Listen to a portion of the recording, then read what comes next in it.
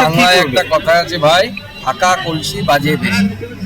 এটা ছবি পাঠিয়ে দাও যারা বলছে সেভেন সিস্টার দখল করবে। লাস্ট যেটা দেখলাম আমরা, এটা 5টা থাকলেই যথেষ্ট, এখানে আর লাগবে না কিছু। বাংলাদেশের পরিস্থিতি নিয়ে আমি এটুকু বলবো, বাংলাদেশ যেভাবে চলছে, যে পথে চলছে, এ পথ মানুষকে ধ্বংসের দিকে নিয়ে। ভারত বাংলাদেশের পরিস্থিতি নিয়ে অত্যন্ত চিন্তিত এবং উদ্বিগ্ন, বিশেষত সে দেশের সংখ্যালঘুদের যেভাবে মেরে ফেলা হচ্ছে, যেভাবে গাছে টাঙিয়ে ফাঁসি দিয়ে তারপরে পুড়িয়ে দেওয়া হচ্ছে। সে জ্যান্ত ছিল, সেই অবস্থায় বলছে লোকে পুড়িয়ে দিয়েছে। এই ধরনের অত্যাচার সংখ্যালঘুদের উপর, এটা কোনো ভদ্র সমাজে, কোনো সভ্য সমাজে হতে পারে না। বাঙালিরা তো করতেই পারে, এটা কেমন বাঙালি আমি তো অন্তত বুঝতে পারছি না। দেখুন, একটাই কথা বলবো, যে বাংলাদেশের যে ঘটনা, দীপু দাসের মর্মান্তিক মৃত্যু, আমরা তো সবাই নিন্দা করছি, কিন্তু এটা তো সেন্ট্রাল গভর্নমেন্টকে দেখতে হবে, এটা একটা আলাদা দেশের ব্যাপার। তো এখনো তো সেন্ট্রাল গভর্নমেন্টের কোনো স্টেটমেন্ট এলো না, নরেন্দ্র মোদীর কোনো স্টেটমেন্ট এলো না। তো শুভেন্দু অধিকারী কি শাক দিয়ে মাছ ঢাকছেন? নরেন্দ্র মোদীর সরকার, কেন্দ্রের সরকার, দিল্লির সরকার, যারা দায়িত্বে, এটা আন্তর্জাতিক বিষয়, বাংলাদেশ, এটা পশ্চিমবঙ্গ কিছু করতে পারে না, এটা কেন্দ্রের ব্যাপার। এখনো কোনো স্টেটমেন্ট এলো না, এখনো কোনো নিন্দা এলো না। তাহলে শুভেন্দু অধিকারী নরেন্দ্র মোদীর কাছে কৈফিয়ত চান। বাংলাদেশে একেবারে অগ্নিগর্ভ পরিস্থিতি, নৈরাজ্যের এই পরিস্থিতিতে বাংলাদেশের নাগরিকরা যারা অনেকেই ওই দেশ ছাড়তে বাধ্য হচ্ছেন, আতঙ্কে চরম উদ্বিগ্নে রয়েছেন, তারা উৎকণ্ঠায়, তারা ওদেশ ছেড়ে এপার বাংলায় আসছেন, এখানে এসে আত্মীয়ের বাড়িতে তারা আশ্রয় নিয়েছেন। তাদের সেই ভয়ঙ্কর অভিজ্ঞতার কথা আমরা শুনবো। আমাদের সঙ্গে রয়েছেন আমাদের প্রতিনিধি সমীরণ পাল। সমীরণ, দেখো পাপিয়া, বাংলাদেশ থেকে ভারতে আসছেন বহু মানুষ এবং তারা বেনাপোল সীমান্ত পেরিয়ে পেট্রাপোলে এসে পৌঁছচ্ছেন এবং পেট্রাপোল দিয়ে একে একে তারা বাইরে বেরিয়ে আসছেন এবং তারা কেউ আসছেন খুলনা থেকে, কেউ আসছেন যশোর থেকে, কেউ বা ঢাকা থেকে। কিন্তু এরকম ছবি তারা কখনো দেখেননি, ভয়াবহ অভিজ্ঞতা, এবং তাদের বক্তব্য প্রশাসন বলে কিছু নেই। আমি দাঁড়িয়ে আছি একেবারে পেট্রাপোলে, যেখানে প্যাসেঞ্জার টার্মিনাল রয়েছে, সেখানে দেখতে পাচ্ছ ক্যামেরাম্যান দ্বিতীয় তোমায় ছবিটা দেখাচ্ছে যে এই টার্মিনাল থেকেই বাংলাদেশের যারা বাসিন্দা তারা এদেশে আসছেন, কেউ চিকিৎসার জন্য আসছেন, কেউ আত্মীয়ের বাড়িতে চলে যাওয়ার জন্য আসছেন, এবং প্রত্যেকেরই একটাই বক্তব্য যে ভয়াবহ অভিজ্ঞতা নিয়ে তারা ফিরছেন। সেখানে অত্যাচার চলছে, দিনের বেলা বাইরে বেরোতে ভয় পাচ্ছেন এবং ছেলে মেয়েদের স্কুলে পাঠাতে ভয় পাচ্ছেন, একটা আতঙ্কের পরিবেশ রয়েছে। এবং কিছুক্ষণ আগেও তো আমরা দেখছিলাম, দ্বিতীয় যে ছবিটা দেখাচ্ছে যে এই পেট্রাপোল প্যাসেঞ্জার টার্মিনাল, সেখান থেকে যারা বাংলাদেশের বাসিন্দা তারা আসছিল, তারা এই মুহূর্তে কাউকে দেখতে পাচ্ছি না, কিন্তু তাদের সঙ্গে আমরা বেশ কিছুক্ষণ ধরে কথা বলছিলাম এবং তাদের যে অভিজ্ঞতার কথা বলছি, অর্থাৎ ঢাকা, খুলনা, যশোর, সাতক্ষীরা কিংবা গোপালগঞ্জ, সমস্ত জায়গাতে একটা ভয় এবং আতঙ্কের পরিবেশ এবং দীর্ঘদিন ধরে বাংলাদেশে একটা অচলাবস্থা তৈরি হচ্ছে। এই যে পেট্রাপোল সীমান্ত, যেখানে আমরা আগে দেখতাম যে প্রচুর বাংলাদেশের বাসিন্দারা চিকিৎসার জন্য, নানা কাজের জন্য এদেশে আসছেন, কিন্তু সেই হারটাও অনেক কমে গেছে। আগে আমরা দেখতাম প্রচুর মানুষজন আসছেন, তারা বিভিন্ন কাজে কর্মে আসছেন, কিন্তু যারা আসছেন তাদের অনেকেরই বক্তব্য তারা ওদেশে থাকতে পারছেন না। এবং কিছুক্ষণ আগে বাংলাদেশের একজন প্রবীণ নাগরিকের সাথে কথা হচ্ছিল এবং তিনি যেটা বলছিলেন যে বাংলাদেশের পরিস্থিতি এতটাই, তিনি এখন বাড়িঘরদোর ছেড়ে তিনি ভারতে চলে এসছেন, আত্মীয়ের বাড়িতে চলে আসছেন, কেননা ওখানে থাকার মতো পরিস্থিতি নেই। অর্থাৎ দীর্ঘদিন ধরে একটা অচলাবস্থা চলছে। একেবারেই যে কথা তুমি বলছিলে সমীরণ, যে একজন প্রবীণ নাগরিকের সঙ্গে তোমার কথা হচ্ছিল, তিনি কতটা ভয়ে আতঙ্কে রয়েছেন, ওই দেশের যা পরিস্থিতি তারা থাকতে পাচ্ছেন না। বাংলাদেশের এক নাগরিকের কথা শোনাবো এবার আপনাদের। মোটামুটি আছে, ভালো আছে এখন, মানে রাজবাড়ি ভালো আছে। এখন ঢাকা ঢুকে কেমন আছে অত জানি না। রাজবাড়ি আমি যাচ্ছি হলো শিয়ালদা, কলকাতা শিয়ালদা। হ্যাঁ, আমার নাম শ্যামল কুমার বড্ড। আমাদের এখানে ভালোই, রাজবাড়িতে ভালোই আছে, অন্যান্য জায়গায় আশপাশে খারাপ। আশপাশে খারাপ, আমাদের কিছু আর বলার নাই। এখন জায়গায় জায়গায় পরিস্থিতি খুবই খারাপ, আমাদের এখানে আবার ভালো আছে। কি জন্য যাচ্ছেন? চিকিৎসা, আমার হাজবেন্ডের ওই যে ফিফথ জায়ান্টের হার্ট হয়ে গেছে। অনেক জায়গায় পরিস্থিতি খারাপের কথা বলছেন তারা, যে কারণে অনেককেই ওপার বাংলা ছেড়ে এপার বাংলায় এসে আত্মীয়দের বাড়িতে মাথা গুঁজতে হচ্ছে। সমীরণ, একেবারেই সেই কথাটাই কিছুক্ষণ আগে বলছিলেন যে আত্মীয়ের বাড়িতে আসতে হচ্ছে, কারণ আমি কিছুক্ষণ আগে একজন ভদ্রমহিলার সাথে আমাদের কথা হচ্ছিল, তিনি যেটা জানালেন যে ওদেশেও থাকতে পারছেন না, এদেশে যেহেতু বাংলাদেশিদের থাকার ব্যাপারে একটা যথেষ্ট সমস্যা রয়েছে এবং এদেশের নাগরিকত্ব তারা কি করে পাবেন, এবং তার প্রশ্ন যে ওদেশেও যেমন থাকতে পারছেন না তারা এদেশেও থাকতে পারছেন না, তারা কোথায় যাবেন? একটা অসহায় পরিস্থিতি তৈরি হয়েছে যে বাংলাদেশে গত 1 বছর ধরে আমরা যা দেখতে পাচ্ছি যে বিভিন্ন জায়গায় নানা রকম গণ্ডগোলের ঘটনা, আর সেই কারণে যারা সুস্থভাবে জীবনযাপন করছিলেন কিন্তু তারা পারছিলেন না। এবং এরকমও কয়েকজনের সঙ্গে কথা হয়েছিল যারা আত্মীয়ের বাড়িতে গেছিলেন, ছুটি কাটাতে গেছিলেন, কিন্তু সেখানে তারা থাকতে পারেননি, তারা ফিরে এসছেন ভারতে, কেননা সেখানকার পরিস্থিতি এতটাই খারাপ তারা আর ওখানে থাকতে পারছেন না। কিন্তু এই যে যারা আসছেন বাংলাদেশ থেকে তাদের ভয়াবহ অভিজ্ঞতা, কারোর ব্যবসা ঠিকমতো চলছে না, কেউ বিভিন্ন কাজ করতেন যে কাজে বেরোতে পারছেন না, তোমাকে কিছুক্ষণ আগে যেটা বলছিলাম যে ছেলে মেয়েদের স্কুলে পাঠাতেও তারা ভয় পাচ্ছেন, অর্থাৎ একটা নিতান্ত প্রয়োজন ছাড়া বাইরে বেরোতে পারছেন না। এবং যারা মহিলারা তারা আরও আতঙ্কে রয়েছেন, কেননা মহিলাদের উপর যে অত্যাচার হচ্ছে সেই অত্যাচারের ঘটনায় তারা আতঙ্কিত এবং তারা বাইরে বেরোতে ভয় পাচ্ছেন। এবং তাদের প্রত্যেকেরই বক্তব্য দেশে প্রশাসন বলে কিছু নেই এবং দীর্ঘদিন ধরে যে অচলাবস্থা চলছে, এমনকি বাইরে কথা বলা পর্যন্ত মেপে কথা বলতে হচ্ছে, অর্থাৎ বাক স্বাধীনতাও এই দেশে নেই, এমনই চাঞ্চল্যকর অভিযোগ তারা করছে। একেবারে যে কথা বলছিলেন সমিধান, চরম অনিশ্চয়তার মুখে তারা এই মুহূর্তে।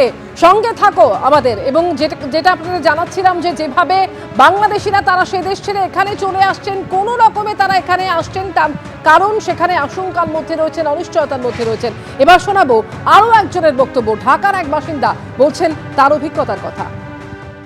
বাংলাদেশের ঢাকার বাসিন্দা শান্তিরঞ্জন সাহা ভয়াবহ অভিজ্ঞতা নিয়ে পেট্রাপোল সীমান্তে এসে পৌঁছেছেন। কথা বলুন শান্তিবাবুর সঙ্গে, কি পরিস্থিতি ঢাকা? পরিস্থিতি ভালো না, খালি আল্লাহ আকবর দেয়ার জোর জোর মরছে। কি করছে?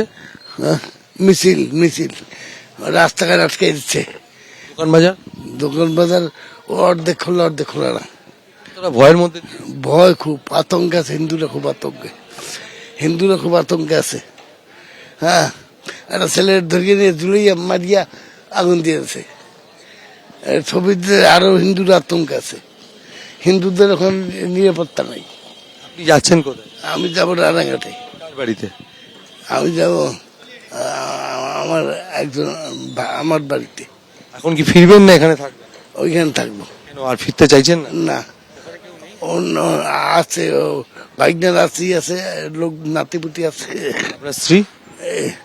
সে এইখানে থাকে। এখন এই ভয়ের মধ্যে আর ওখানে ফিরতে চাইছেন না,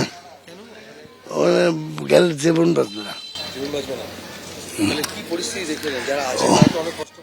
ও আছে কোন রকম আছে, চুপচাপ, মানে চোরদের ভয়তে কপটে দিয়ে এরকম বসে রাস্তাঘাটে চলে খুব সাবধানে। চরম অনিশ্চয়তার মধ্যে রয়েছেন তারা, যারা বাংলাদেশ ছাড়ছেন আতঙ্কে ভয়ে। এমন একজন মানুষের কথা এবার আপনাদের সামনে রাখবো, যিনি এদেশের নাগরিক, অর্থাৎ ভারতের নাগরিক, কিন্তু তাকে কোনো বিশেষ কারণে যেতে হয়েছিল বাংলাদেশের। কি অভিজ্ঞতা নিয়ে তিনি আবার ফিরছেন, কি জানিয়েছেন তিনি, দেখুন। মোটামুটি পরিবেশের দিকে একটু ভালো আছে, গন্ডগোলের দিকে সেরকম নাই আর কি। ঢাকার দিকে গন্ডগোল হচ্ছে, ভয়ের মধ্যে তাড়াতাড়ি চলে আসলাম, যদি কিছু হয় তাড়াতাড়ি চলে আসলাম, যদি কিছু হয়। রাস্তাঘাটে এমনি ঠিক আছে, কিন্তু মাঝে মাঝে মিছিল ফিছিল বেরোচ্ছে আর কি, এই আতঙ্ক তো একটু আসেই, যার জন্য তাড়াতাড়ি চলে আসলাম। আমি এই 7-8 দিন ছিলাম আর কি। 7-8 দিন দেখলাম মোটামুটি পরিবেশ ঠিক আছে, কিছু কিছু জায়গায় একটু বিক্ষিপ্ত হয়, মানে মিছিল মিটিং এসব আর কি হয় আর কি। ভয়ের জায়গাটা তো দুদিক থেকেই সমীরণ, যারা এপার থেকে ওপার বাংলায় যাচ্ছেন বিভিন্ন কাজে, তাদেরও যেমন ভয় রয়েছে যে ওইখানে গিয়ে তারা তাদের কাজটা সারতে পারবেন, তো বিশেষ করে যারা ওপার বাংলায় রয়েছেন তারা থাকতে পারছেন না, যে কারণে তাদের এপার বাংলায় আসতে হচ্ছে। সীমান্তের কি অবস্থা এই মুহূর্তে, দেখাও সেই ছবি।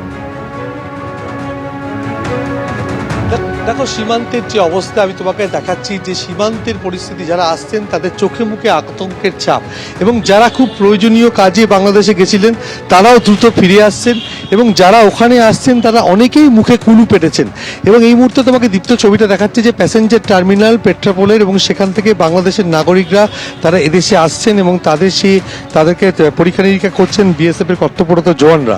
আমি আরেকবার ঘুরিয়ে ছবিটা দেখাতে বলবো যে পেট্রাপোল সীমান্ত, সেখানে আগে দেখা যেত গম গম করতো, প্রচুর মানুষজন আসতেন এবং যে সমস্ত পরিবহন কর্মীরা ছিলেন তারা অটো এবং টোটোতে প্যাসেঞ্জার পেতেন। সেখানে এখন পুরো শুনশান পরিস্থিতি। যারা আসছেন বাংলাদেশের নাগরিকরা যথেষ্ট কম এবং এখানকার যারা রয়েছেন তাদেরকে জিজ্ঞাসা করার চেষ্টা করো, আগে আপনারা তো দীর্ঘদিন ধরে এখানে ব্যবসা করতেন, এখানকার যে বাংলাদেশের মানুষজনের যাওয়া আসা অনেক কমে গেছে, ব্যবসায় কতটা কমে গেছে, আমাদের পেটে লাথি পড়ে গেছে, আমাদের গাড়ি ঘোড়ার ব্যবসা ভীষণ খারাপ, ভীষণ খারাপ। আমাদের জীবিকা বাঁচায় বেঁচে থাকা কষ্ট এখন। আগে কতজন কিরকম লোকজন আসতো? আগে পার ডে 10,000 লোক মিনিমাম আসা যাওয়া করতো। কতদিন ধরে এই অবস্থা? এই লকডাউনের পরের থেকে আর বাড়েনি, এই যা দুটো একটা চলছে, এই সারাদিনে হয়তো পুরো 800-900 লোক। আগে তো পার ডে 10-15 লোক আসতো। এই সমস্ত জায়গায় আগে অটো টোটোতে ভর্তি থাকতো, সেখানে যেহেতু প্যাসেঞ্জার নেই অর্থাৎ যাত্রী নেই বাংলাদেশ থেকে আসা, তার ফলে ফাঁকা রয়েছে। আমি একবার দীপ্তকে দেখাতে বলবো প্যাসেঞ্জার টার্মিনাল থেকে যারা বাংলাদেশের বাসিন্দা বেরিয়ে আসেন। আপনি কোথা থেকে আসছেন বাংলাদেশে? কোথা থেকে আসছেন? মাদারীপুর। কি অবস্থা ওখানে? ওখানে ভালো, আমাদের ওখানে কোনো সমস্যা হয়নি। গন্ডগোল কোথায় হচ্ছে? এই রাজধানীতেই বেশি সমস্যা। আপনাদের ভয় লাগছে না? ভয় তো একটু লাগেই। ভয়। দিদি আপনি কোথা থেকে আসছেন বাংলাদেশ? বাংলাদেশ গেছিলেন তো? বাগেরহাট গেছিলাম। কি অবস্থা ওখানে? ভালো আছে দেখলাম। না না, ভয়ের পরিবেশ আছে, কিরকম সেরকম? পরিষ্কার ভয়ের পরিবেশ। আমরা ফিরে আসছি। কেন কেন? ভারতে হিন্দুদের নিরাপত্তা, হিন্দুদের নিরাপত্তা। কি দেখলেন ওখানে? খবর পাচ্ছি যে হিন্দুদের নির্যাতন করছে, হ্যাঁ হিন্দুদের নির্যাতন করছে। ইন্ডিয়ার করার সিদ্ধান্ত নেওয়া উচিত। এই কয়েক হাজার কোটি টাকা কি খরচা করেছে ওই মিয়া ভাইদের জন্য নাকি? না আপনারা তো এর আগেও বাগেরহাট গেছেন, কিন্তু এখনকার পরিস্থিতি এই পরিবেশ ছিল না। এই দেখলেন কি অবস্থা শোচনীয়। আর ভোলার পড়া শুধু একটাই যে ইন্ডিয়াকে তো পাকিস্তান খেয়ে নিয়েছে, এইটাই ওদের ভাষা। এবং যে পরিস্থিতি অর্থাৎ যে অভিজ্ঞতা, অর্থাৎ বাগেরহাটে গেছিলেন আত্মীয়ের বাড়িতে, কিন্তু ভয়াবহ পরিস্থিতি তারা ফিরে এসেছেন। আপনারা তো কি অবস্থা দেখলেন বাংলাদেশে? কি অবস্থা রয়েছে? মানে যাচ্ছেন বাংলাদেশে, কোথায় বাড়ি এখানে? এই যশোর ডিস্ট্রিক্টে আমাদের বাড়ি। ওখানে তো গন্ডগোল হচ্ছে। এখন আমরা তো 4-5 দিন দেশে নেই, তা আমরা বলতে পারবো না। কি শুনছেন? ওই নেটে যা দেখছি তাই এরকম, তা এখন বাস্তবে যাই দেখি কি অবস্থা। এখানে কোথায় এসেছেন? এখানে আমরা রানাঘাটে ছিলাম, এই বাচ্চা ডাক্তার দেখাতে। ওখানকার বাসিন্দা, কিন্তু এই যে বাংলাদেশের পরিস্থিতি এত খারাপ হয়ে যাচ্ছে, কতটা ভয়ের মধ্যে আপনাদের বসবাস করতে হচ্ছে? এখন আমাদের তো থাকতে হবে, ভয় পেলে তো কোনো মানেই নেই, থাকা তো লাগবে, তাই না? প্রশাসনের ভূমিকা? প্রশাসন আছে, কিছু করে না ব্যাপার? করে না তো, না করলে কি আমরা আসি নাকি? কিন্তু রাস্তাঘাটে বেরোতে তো আপনাদের ভয় লাগে? না না না, আমাদের ওরকম ভয় না। আমাদের যশোর শহরে তো না, এখন অন্য কোথাও কি আছে কিনা সেটা আমরা বলতে পারবো না। আপনারা কি আতঙ্কে বলতে চাইছেন না? না না, তেমন কিছু না। অর্থাৎ তুমি দেখতে পাচ্ছ যে প্রত্যেকে স্পষ্ট করে বলছেও না। আমি দীপ্তকে আরেকবার দেখাতে বলবো যে প্যাসেঞ্জার টার্মিনাল, সেখানে দেখা যাচ্ছে যে যারা আসছেন বাংলাদেশ থেকে, সেই বাংলাদেশের নাগরিকরা প্রত্যেকেরই বুকে আতঙ্কের ছাপ, এবং তারা এদেশে আসছেন, তারা বিভিন্ন কাজে কর্মে কেউ গেছিলেন, কেউ নিজেদের বাড়ি থেকে আত্মীয়ের বাড়িতে চলে আসছেন, এবং তারা বিভিন্ন রকম অভিজ্ঞতা নিয়ে আসছেন। কেউ কেউ মুখে কুলু পেটেছেন যে ওখানকার কি পরিস্থিতি। একেবারেই সেটা তাদের মুখ দেখেই স্পষ্ট, সমীরণ, কারণ অনেকে এতটাই আতঙ্কিত, সেই মুখটা একেবারে ভেসে উঠেছে। যেভাবে তুমি তাদের কথা শোনাচ্ছিলে, জীবন জীবিকায় ক্লান্ত পড়েইছে, তারা আতঙ্কে ভয়ে কথা বলতে পারছেন না। বাংলাদেশের যে চরম নৈরাজ্যের ছবি আমরা গত কয়েকদিন ধরে দেখছি। ধন্যবাদ তোমায়। এবিপি আনন্দ, এগিয়ে থাকে, এগিয়ে রাখে।